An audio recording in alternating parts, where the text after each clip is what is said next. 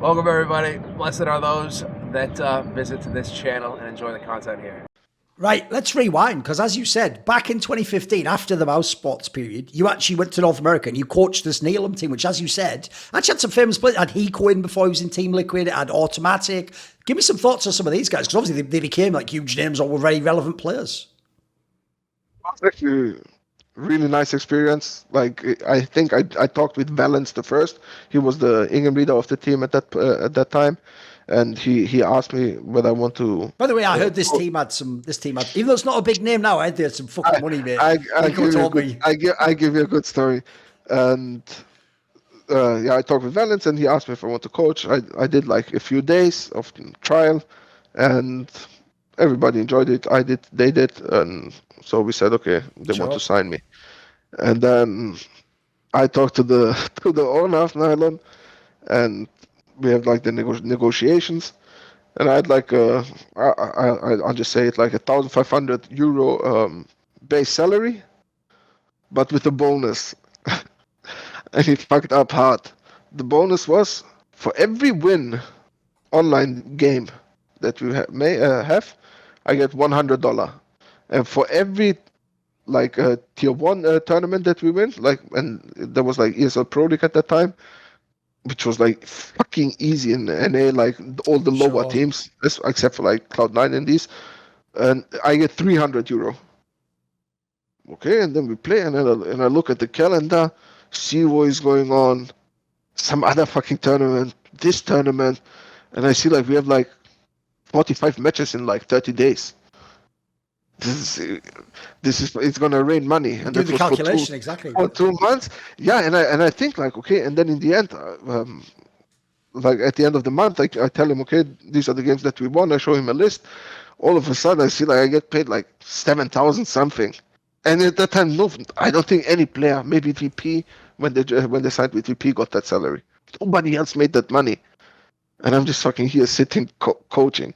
So he messed up, and I think he knew he messed up. That's why I think he also terminated the contracts of the team. Sure.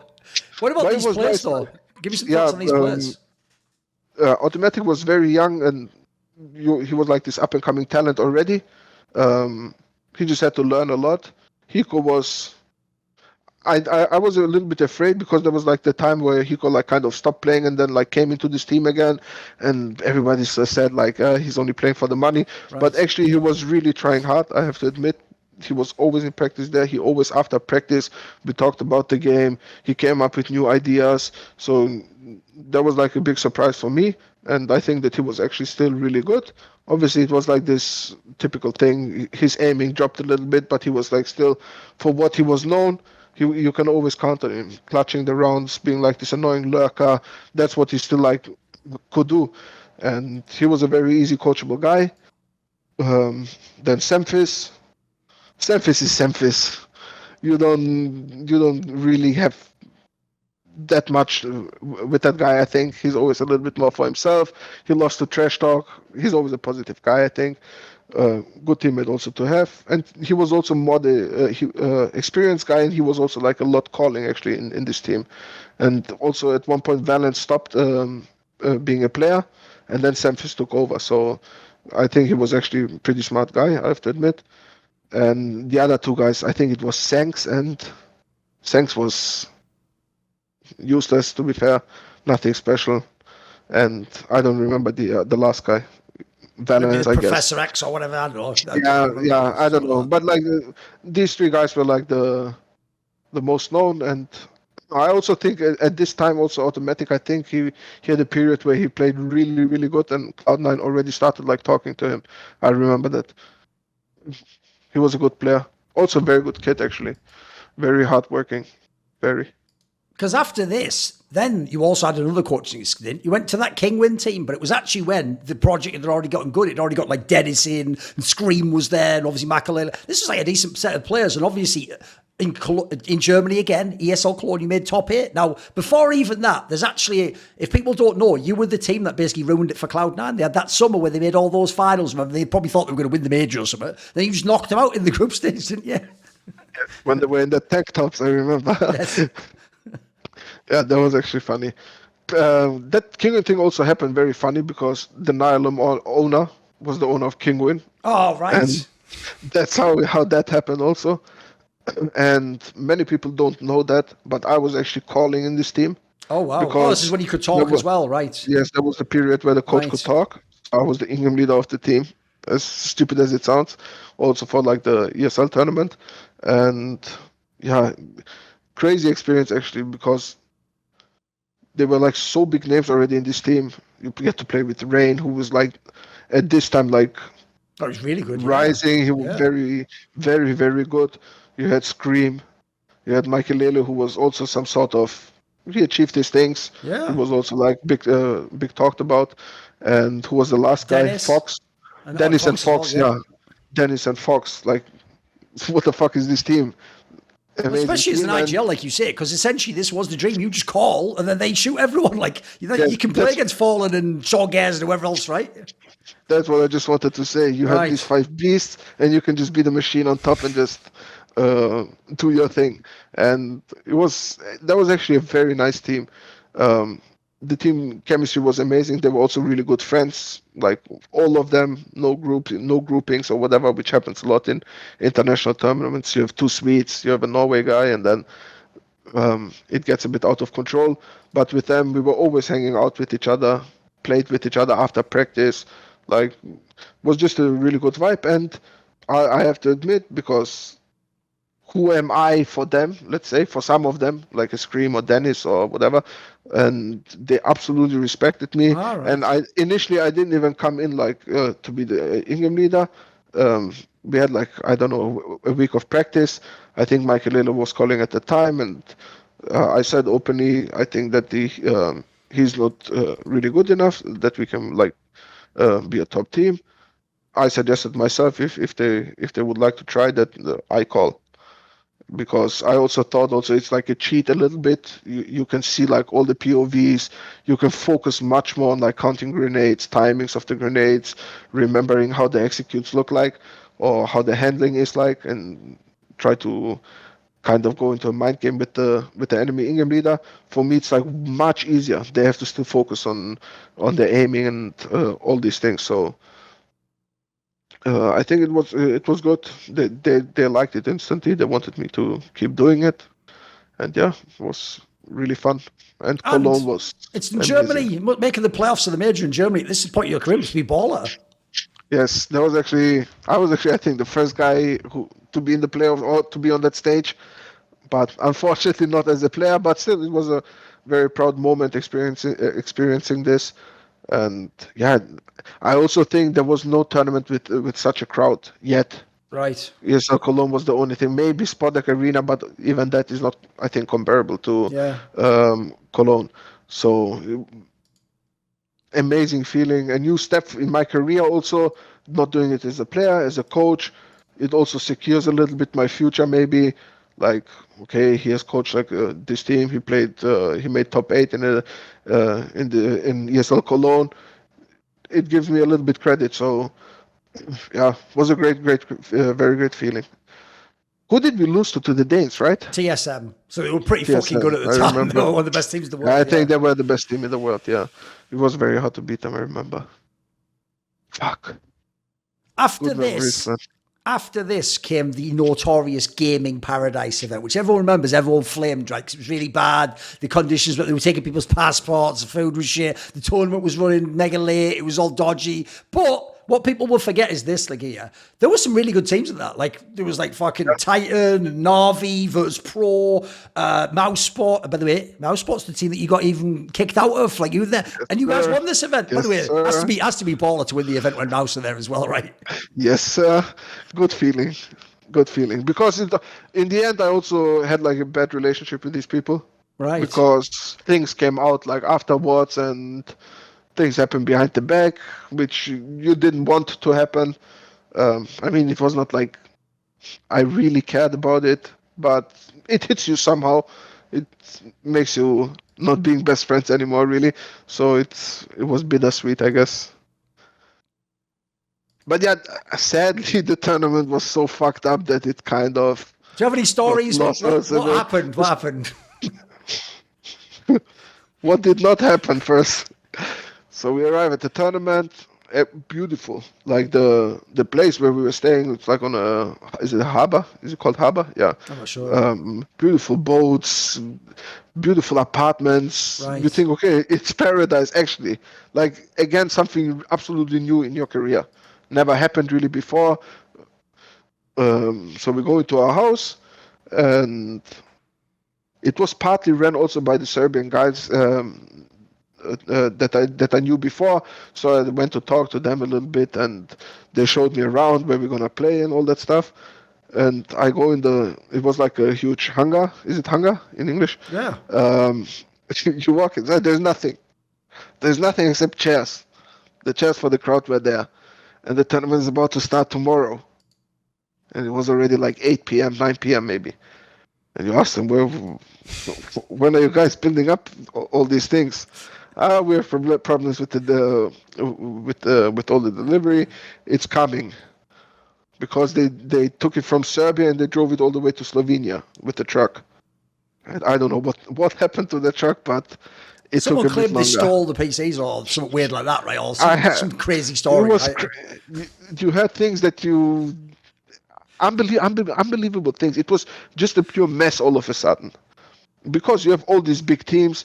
They want a different standard. They know a different standard. Course, Everything is just happening. You get food, you get drinks all the time, and all of a sudden, everyone is in a mess. You're just in your house, sitting, and doing nothing. You cannot play. You're lost.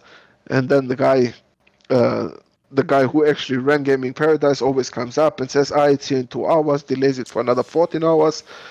Every team is just pissed at this point. And then somehow the PCs arrived. They set everything up. The tournament starts like a day later. Horrible PCs, horrible monitors. Everything is lagging. The connection is crashing. You have to restart the games. Like pure chaos was happening. Like absolute chaos. It was really.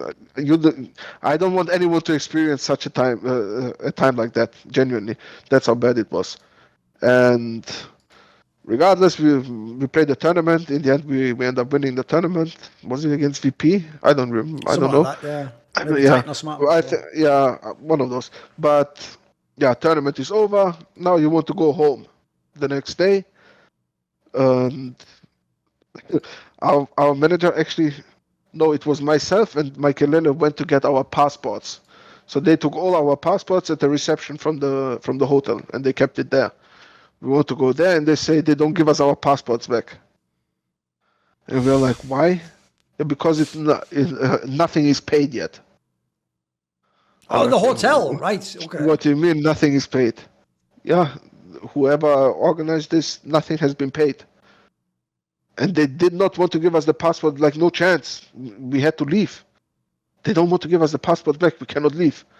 Your plane is going, you're fucked. And then the guy is coming, all of a sudden police is coming to the tournament. This guy is absolutely in deep shit. He doesn't have money to pay anything. He just did it on, I don't know how. He had no money. He just had no money. He rented all these things with nothing. Nothing. And then you're stuck in there until the police fixed all the problems. At one point, eventually you got your passport, but it was so bad, man. It was so bad. Even though you had the most beautiful place you can imagine to have on a tournament, you could not enjoy it. You could not enjoy it. What about when this team got sold to Gamers 2, which then became G2, right? Was there a reason why you didn't get to stay with the project?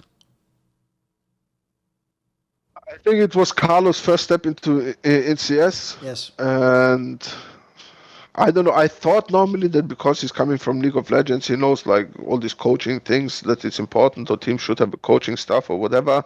But I also don't think he really wanted to spend too much money. Right. Because it's like his first time, he wants to maybe go a little bit slow, because you already had to pay the players a lot of money. Yeah, you had to buy the whole team as well. Yeah, sure. Yes. So maybe because of that, maybe I was not good enough. I cannot tell you. That's what I think, that he just didn't really want to spend too much money into it. He even offered me actually to stay there, but it was I could not make a living at that point of that, and I was not like 17 years anymore, and in the position that I can just risk sitting alone with 500 euro, let's say, for example. Just not in that position, and I had to look for something else. If we fast forward, then you did the playing career again, NRG, Big, and then you became one of the coaches of Big. You were working with Big, right? When you were in this team, this was obviously when they got smooya in. And this was actually a period when he was actually playing pretty well. But this is we talked about this many times in Strat Book, but give me your thoughts on this is quite a young smooya, actually, because as far as I know, wasn't part of the problem also that, like, I mean, put it this way, if you think of how tactical God B wants to be and how structured, I feel like smooya is this kind of person. I mean, basically, as far as I know, the UK teams he played in, it was almost like a pog, dude. You just do whatever you want. Like, it was like a face-it game. You just run around and shoot everyone and does too, right? I imagine there was some sort of a clash maybe between the style and what he wanted to play like. Really? I don't think it was with the style at all. The problem with Owen was obviously his attitude and his ego. Mostly was his problem in this team. If he thought he knows something better, but he's clearly in the wrong, it takes. Even if you show it in black and white, he will not believe it. He will still argue his point. So I think that was a big problem of his. And if he would have just been a guy who do whatever you want with me, use me, abuse me, do what you want with me, I just want to perform. He could have been. I really believe the best AWPer in the world. He was good mechanically, really good, extremely good, and he was also very good with the rifle. He's very quick. He was not that dumb. He knew how to hold his angles, how to handle executes, how to balance the game. He had all these things already, and it was my choice to pick him up because I said if I become the coach, I also want to be like respected as the coach because that was always most important to me. Even though you're God B, sometimes I will have the last word, and that's how it was. And they believed in me, and I really wanted to have smooya because I think he was so good, and this time also operators or AWPers were very important and had like a lot of impact in the game. And if you don't have a good one, you lose most of the time, or it's going to be very hard to win. And with him, I thought that he can do it. His cockiness also gives him like confidence in the game, so I knew he's not going to be like afraid to play offline in front of a crowd on a big stage in an important game. So that gave me confidence that he will also perform on LAN. Obviously, just like as a player, the year before, it was doing that run at the Krakow major that was the big result. Obviously, this year as a coach, it was ESL Cologne, which at the time wasn't a major at this point. It was when it was just like a massive event still. And this was where you obviously made the run to the final. And famously, this was the one where, I mean, I remember, I think even Janko got wrecked on this. I think he did like a video where he said like, or maybe he did a tweet where he was like, said something like it's nonsense that Big got picked or something, you know. I know I got wrecked as well because I did a preview video, and are you ready? The two teams I picked like to come last time, it was like ENCE and Big, and both these teams did like a mad glow up at this event or whatever. So essentially, no one really actually thought Big was going to be that good at this time. Everyone was kind of like doubting you, right? And again, by the way, it must be dope to keep doing this on German soil as well. It's the ultimate place to do it, right? The crowd carried a lot in this tournament, a lot actually. But prior to this tournament, I think smooya. Our team was really good. There was one big problem in this roster, and this roster would have been for a much longer time also together, I think. The biggest problem was Topson and smooya, because they both had so much ego that they did not want to solve the issue between them. Many times they have tried, many times they have said, okay, let's forget about it, blah, blah, blah. But it was always still there. And if that's a big problem if you have like the two players who are supposed to be like your carries, your stars, the guys who make like the most frags, they have the most impact on the game. If they're not good with each other, then you have a problem. We somehow, it was like always you put the plaster on the wound. That's how this team was handled. And I think Sky was the limit for the team because you had smooya, good AWPer, you had Nex, very good player, Topson, who was at his absolute peak in his career, and tadiaN, who was also pretty decent at this time, and Gop as your in-game leader. So Gop had four pieces to really work very good with myself, and yeah, I think that was the biggest problem. Both their attitudes kind of destroyed this team. But the run at Cologne, I think it was the crowd carried a lot, and we just played good Counter-Strike. Like we worked extremely hard for this tournament, extremely. And yeah, we were also. I think it was the first time that the German team plays in Cologne. Playoffs, yeah, sure. Yes, yeah. So it was a very big thing for us, and also it was very important for the organization at this time, because there was also like talks with Red Bull. I think it was if we make it to the Cologne playoffs, Red Bull will sign with us. So everybody just gave everything, and because we were depending on these sponsorings back then, like a lot, and yeah, I think we worked our asses off at this time. Even though in the whole run there's some big wins, you beat Team Liquid, it was really good. You beat Fallen and Cold Zero MLBR. So the one obvious win, that's the massive one, is the semi-final against FaZe Clan. If people don't remember, that's the real FaZe Clan, by the way, the one that Boston, like the one that if you go and look at these two rosters, in your brain you're going to say as a fan, well, this big team can never beat this FaZe Clan, because FaZe Clan was like, the super team was like the Avengers, wasn't it? This was an amazing game, because I remember this was the one where it was like the big turnaround was like to win on train on the second map, and then just wrecked them on Infernal. Whereas if they win the train one, it's just 2-0, which is what everyone probably thought. They probably thought, oh, you know, you've gone as far as you can, Cinderella run and all that. Like, this must have been an amazing game to win. And for this tournament, Gopi was also peaking absolutely. Right. As I said also before already, there was like this huge op meta that was being played, and we were putting so much time into this, because at this time all the Oppas were just destroying and winning all games. Coldzera destroying you on MIBR, then you had cadiaN, then you had like Kenny S. All these Oppas were like a device. You just cannot beat them if you don't like shut them down. And we put so much thought into that, and I think that carried us a lot. That Gopi was like on the level to call absolutely insane, and the players were performing also very well, so that obviously helped also a lot. But yeah, it was again kind of like for the Krakow major, we knew we can beat every team. We were not like that confident we will beat every team, but we knew if we have a good day, it's very hard to beat us, very, very hard. And online we were playing also already before and had good results. So it was also again like kind of the wave that we were riding against the enemies. Yeah. Let me just give you a stat line from this match, though. Nex, plus 30, 83. Mate, out frags everyone. Nico, fucking cadiaN. Like, this must be like peak Nex. Absolutely. He had good relationship with smooya, actually, and I think that smooya, for his silliness, helped Nex to become again like the Nex that he was, and like be much more open, less pressure on him, and he was like again more talkative.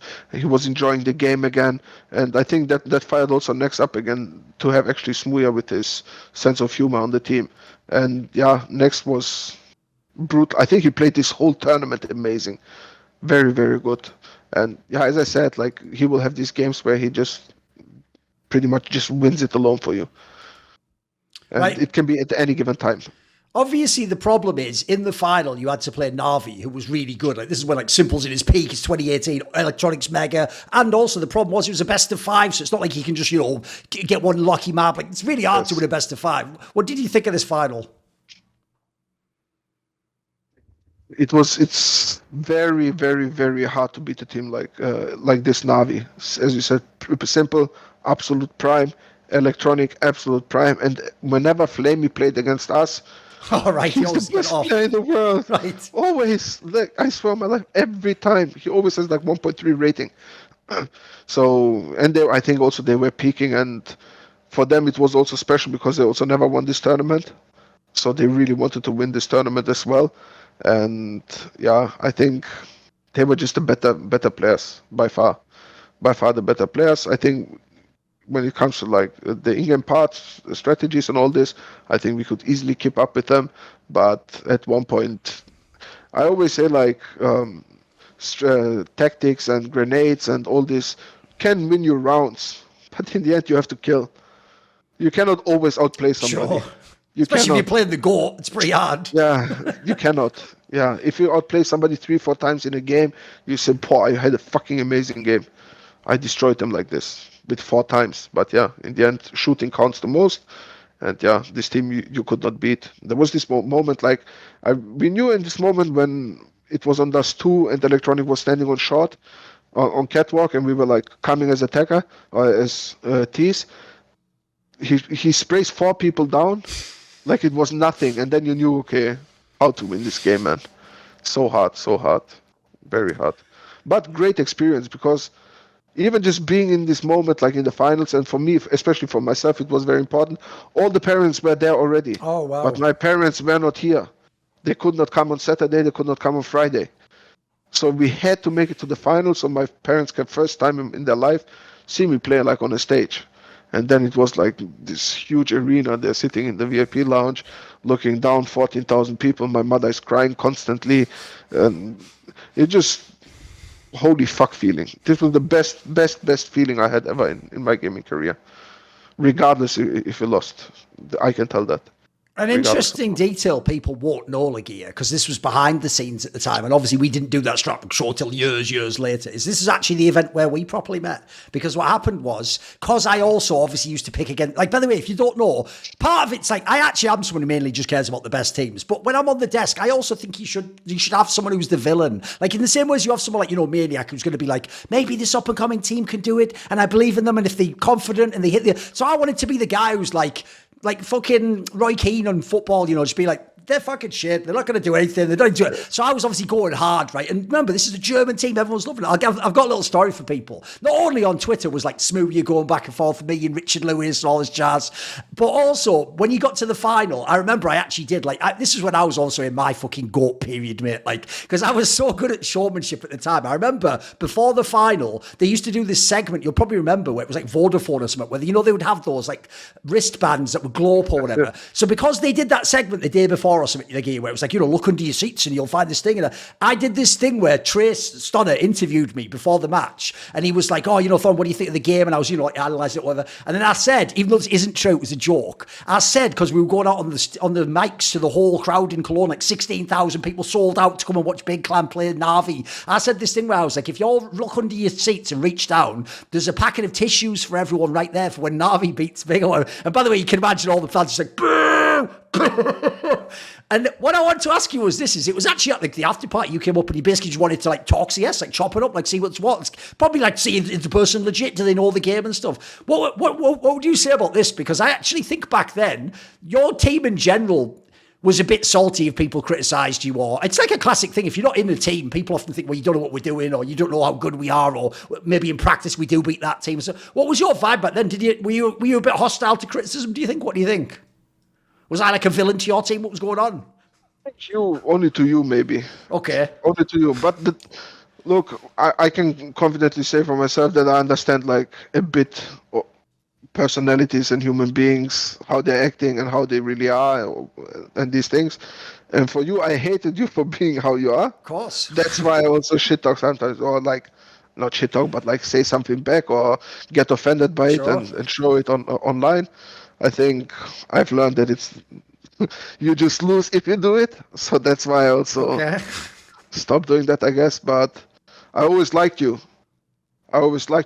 Maybe also a bit because of your personality, because I like this a little bit like cockiness, or like not being like this ABC guy like everyone else is, kind of a little bit out of the box, maybe a bit more. And I knew you love the game. Yes. I know you love it.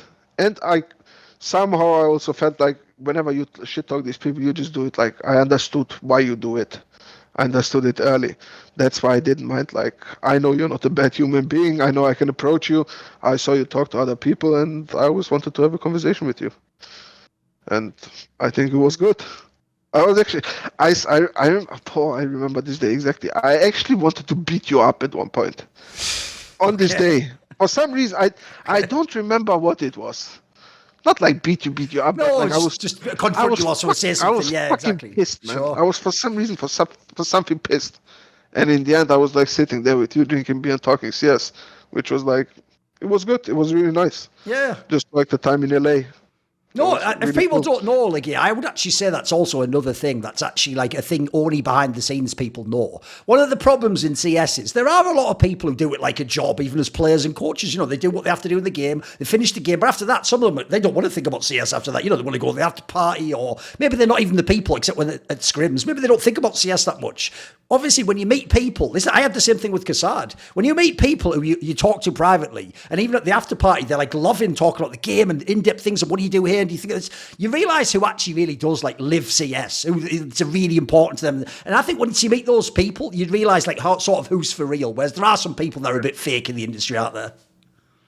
Now that I just think about it, I genuinely even have like, now that I think of it, maybe I wanted to talk to you or speak to you about CS to, because you always, in my head, I always thought you think, this fucking guy's a shit player.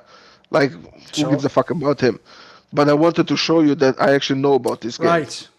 Maybe I think also that was like a big part of it. I wanted to show you because I know what I know about the game, and I know that you have like this fetish for like understanding of something or like being try hard at something and like really knowing his shit. That's why I think I also wanted to have this conversation finally.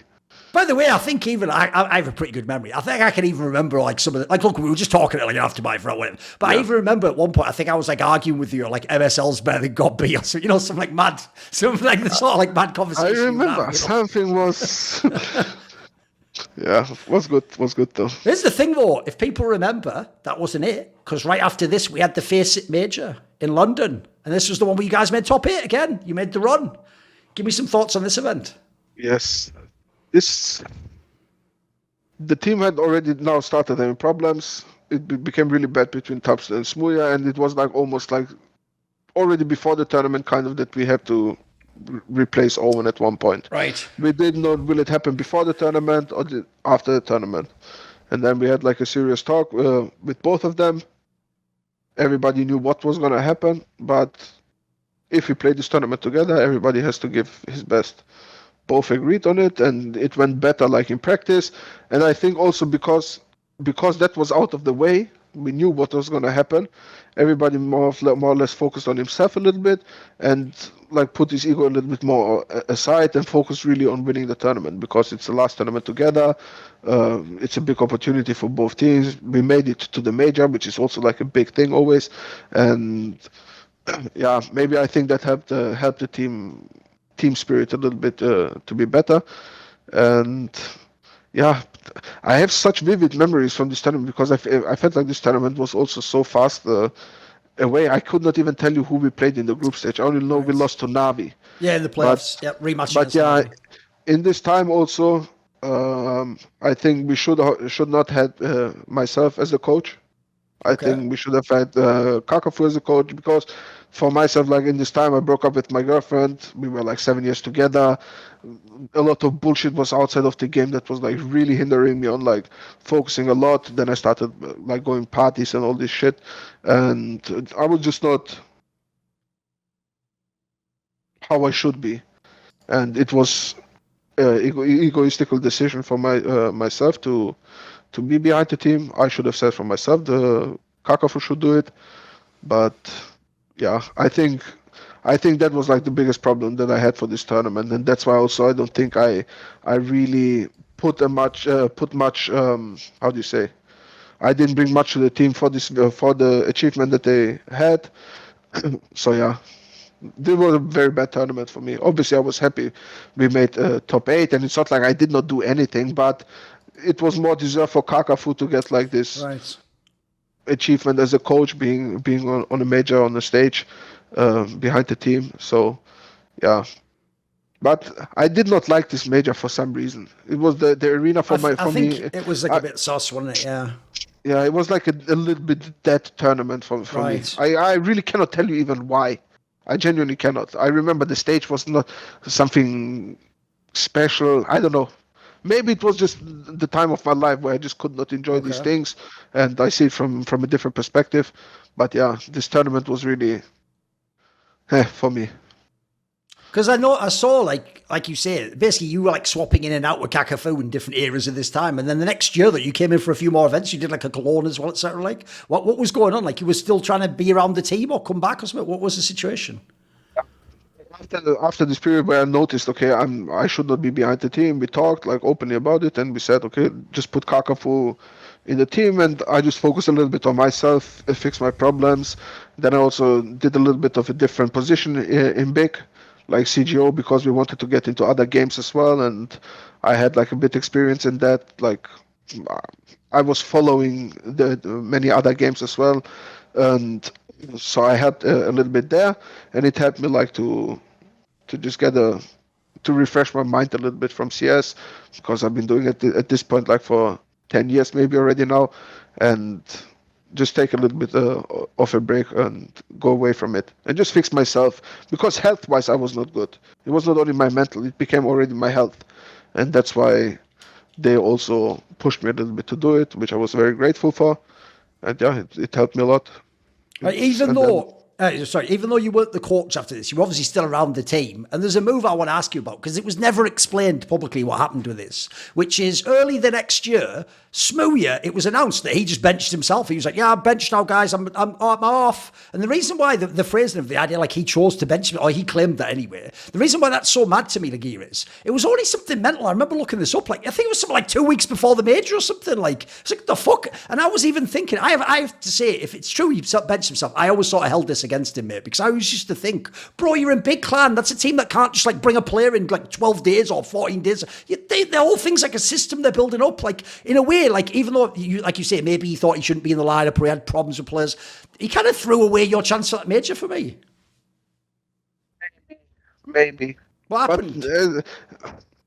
It was just the whole thing with him and Thorin. Like, it just became impossible anymore. And Thorin, like, at one point, like at the beginning, Thorin was like still okay, kind of, with it. He would let him have like his moments where he just goes, and Thorin just accepts it. But at one point, like, Thorin got so frustrated from it and so pissed off by it, because also we had shaky results sometimes, which like made it even worse. Than if you win all games, then you can say, okay, Sure. no problem. But the moment you start losing a little bit, now things get a little bit more problematic. And Thorin was at one point so pissed that he just could not stand playing with him anymore. They were fine even talking sometimes outside of the game with each other. It's not like that they hated each other, but in game there was just no chance that it can work. And then I think it was mutual agreement. Right. We told him it cannot work. He told himself, yeah, I think it's better I leave. Maybe that's why he phrases it that way, because probably it was partly also him not feeling any more comfortable, because obviously he also moved from the UK to Germany, away from his mother. His mom is, I think she has like a medical condition with her back. Right. Maybe it's not that easy for him also to be away. So he was comfortable going home and okay with the decision, I guess.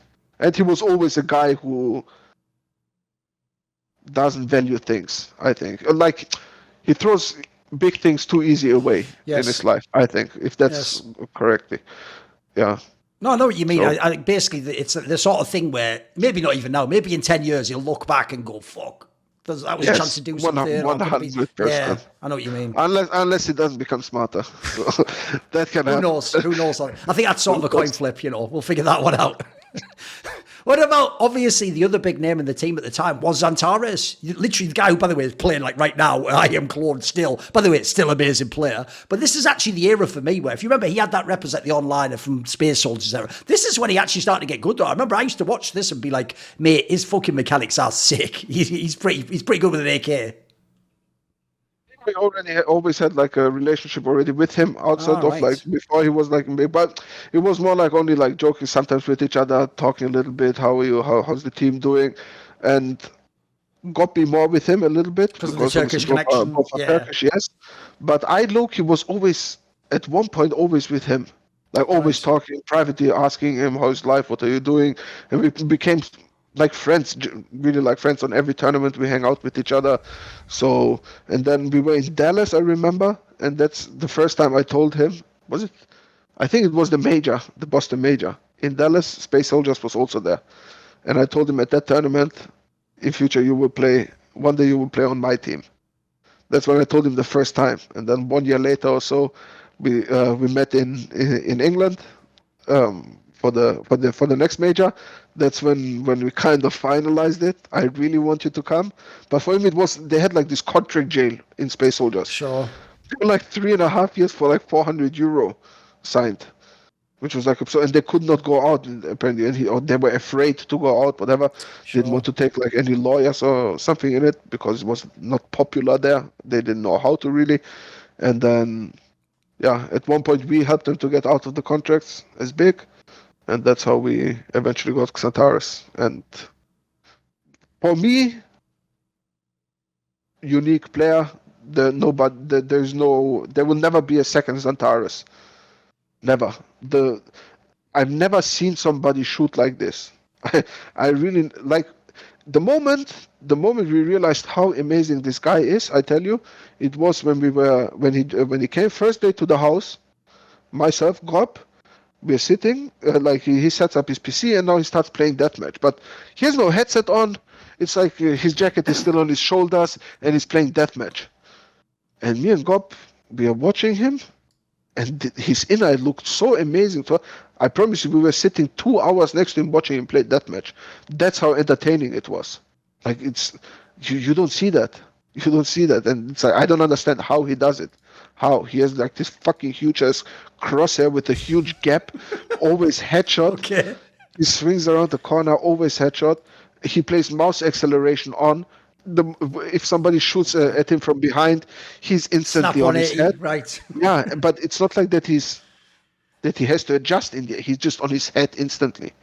And I tell you, I never seen aiming like this. Forrest has good aiming, yes, but Forrest aiming is also a lot of movement. Sure.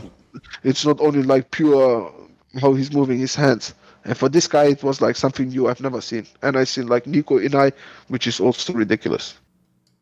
How was it later on when you left this team? Because like we said about when playing in Flashpoint, obviously you were actually supposed to be the coach of that project. In fact, that was even one where you got to pick some of the players, right? The problem I remember was this. Look, if you look at the lineup, it's obviously a cheap lineup. This isn't like star players. It's like NA players like Nifty. And then you had a couple of like budget good players like Mihu. Remember the Polish player was good. Calix, by the way, at this time was a skilled player. People know that. Like, this wasn't a terrible project, but it's one of those ones for me, LEGIJA, where it's like what people don't seem to get. And I think now we're starting to really see it with projects like Falcons and some of the other squads is people really take it for granted that like most teams is a core of players and you add one player every now and then. And the style set, if you make a team from scratch, especially like this, you have to sort of hope it sort of works. Then you add one more, but you have to like piece by piece, if you know what I mean. What was this period like? It seems like it was like it had potential, but it was maybe a troubled period. First of all, Hastro is too generous. That was a big thing. I think. I don't think one player for sure should not have been on this team. Okay. But I had no saying in that. I came in that with. They asked me, "You want to join this team?" I said, "Okay, I will do my best." But we were not good enough. I knew we cannot win Flashpoint. 100% we cannot. If we make playoffs, then good.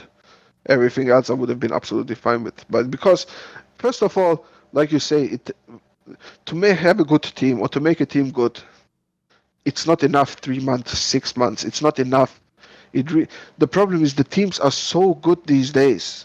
People don't understand. People just, because it doesn't, for the viewer, it does not look how much better Counter-Strike became, because in the end it's still insane shots, headshots, multi-kill sprays, but people don't understand,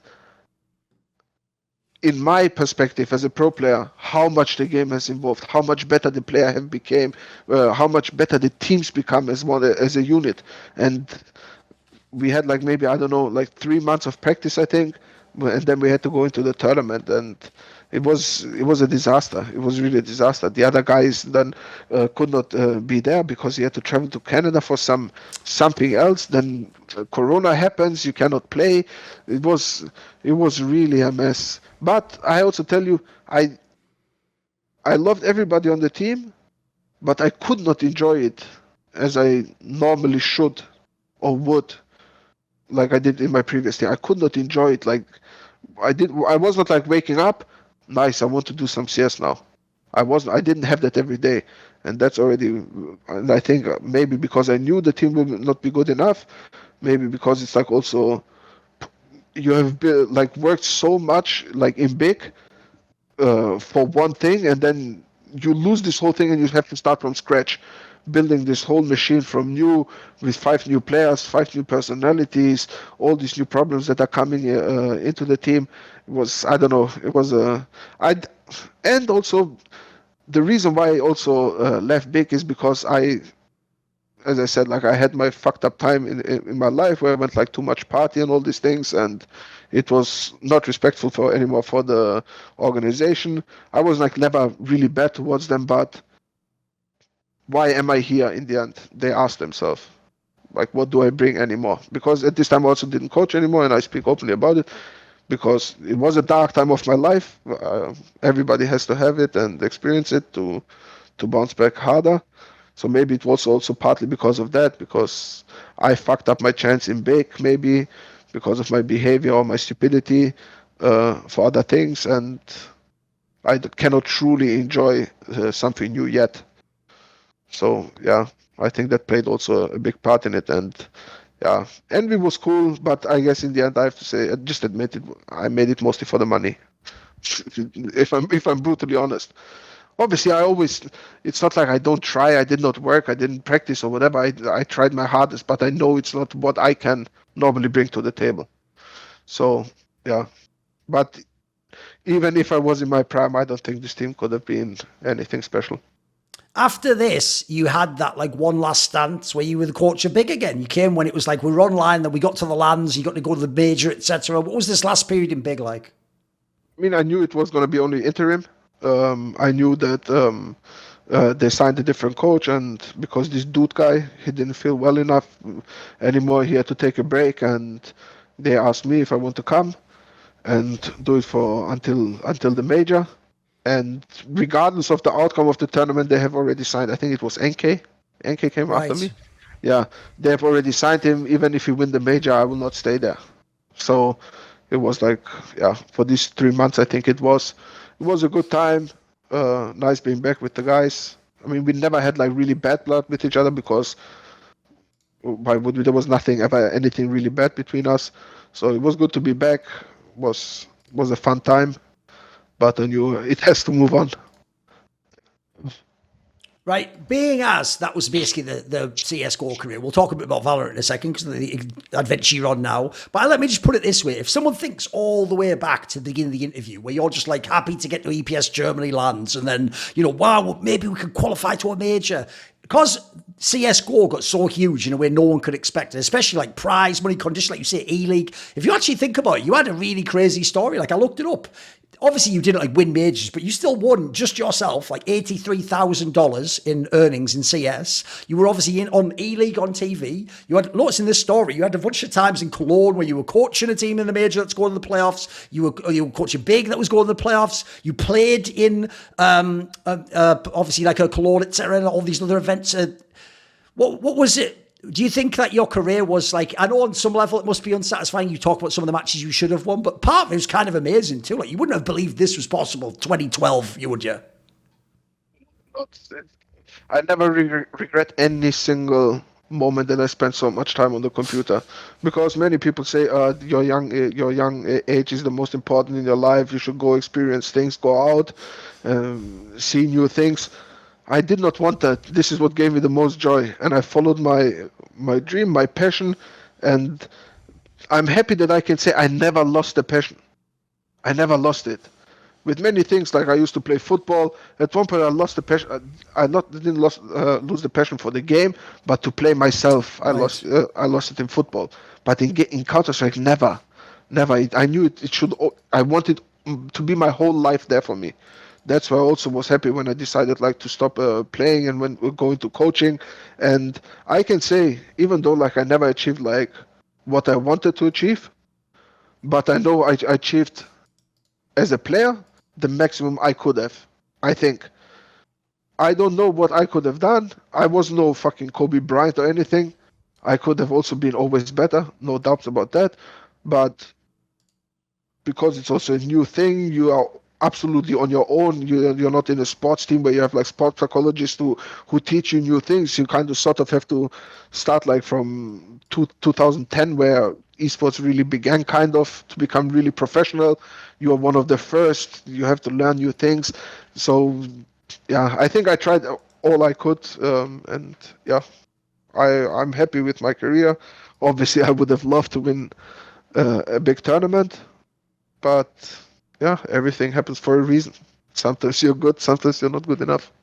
Everyone needs a support network, and mine is, of course, my Patreon community, the Scrominati, who, in many ways, they're the Sonny to my Cher, saying, I got you, babe. So this video and all the others on my channel were kindly supported by the following names: Ahmed Hadju, Mac Pugnaccio Rakula, Adam Tomlin, Animosity, Jensen Go, Tosh, Toucan, and you know it. Jerky's Minion, my main man, always going to be referenced, one of the best patrons of all time. Would you like to ask a question in my AMA? Maybe you want to suggest a topic or a guest to say on my channel? Do you want teasers, find out who the upcoming Reflections and Talk to Thorin interviews are? Maybe you want to do one of those long discussions where you get to set the topics we talk about. Well, if any of these or others appeal to you, put your money where your mouth is. Join the Scluminati today via the Patreon link in the description box below.